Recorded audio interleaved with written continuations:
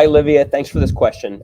This is a common problem that you're going to see in algebra, trying to figure out an unknown value. I mean, really in algebra, that's what we're doing all the time. When we talk about x, just think about that as it's a mystery number, it's an unknown value. Now, this problem makes it extra challenging because we're combining some geometry. So it's not as simple as here's an equation, find x, but it's also what makes it more fun and interesting. Now, you mentioned in there that you need to draw a picture, then the equation, then solve.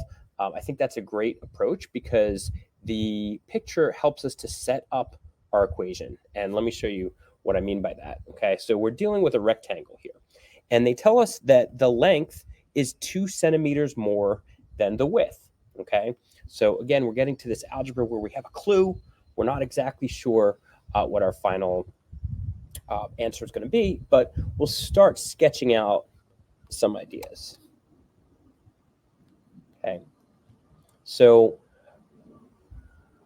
we can actually call this W, right? We're just going to make up a number for our width. Now, what they're giving us, the clue that they give us, right, is that the length is 2 centimeters more, right? So imagine here is, again, our width, right? So let's say that's the same value. And then there's a little more. How much more? 2 centimeters. Okay. So they've also given us the total perimeter, right? And again, this is a common thing that they'll do in algebra. Prior to algebra, they might say the length is 5 and the width is 10. Find the perimeter. And you're working forwards. In algebra, what you're doing is you're working backwards from the final answer. So we know the perimeter, which means the distance all the way around, is going to be 56. So drawing this out helps us to get the idea, oh, the width is 2 more. Sorry, the length is 2 centimeters more than the width, okay? So we know that on this side, we're going to have a W and then 2 additional centimeters. We call that W plus 2, right? And then the width side is just going to be W. Now, also, because it's perimeter, we know these two sides are going to be equal. So we're going to have a W plus 2 up here, a W plus 2 down there, right? So just the lengths are going to be 2 W's, and then the 2 and the 2 is going to give us 4.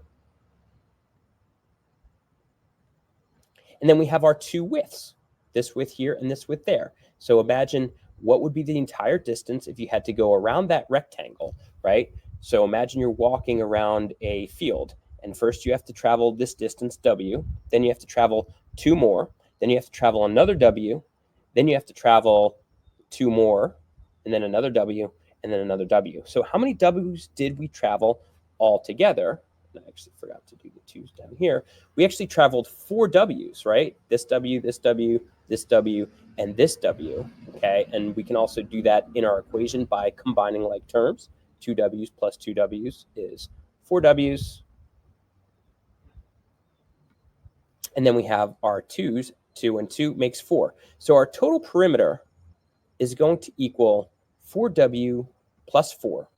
And they've told us that that is the same as 56, right? So we know that 56 centimeters is equal to 4W plus 4. Well, I still don't know what W is, right? But I know that 56, since it's equal to 4W plus 4, that 56 is 4 more than 4W, right? So with equations, everything is balanced, right? So if on this side we have 4 times some unknown number plus 4, and it's equal to 56, that what I would need to do is take away 4 from this side and take away 4 from that side in order to keep it equal. And I'm going to bring that up here, which is going to give me 4W equals 52.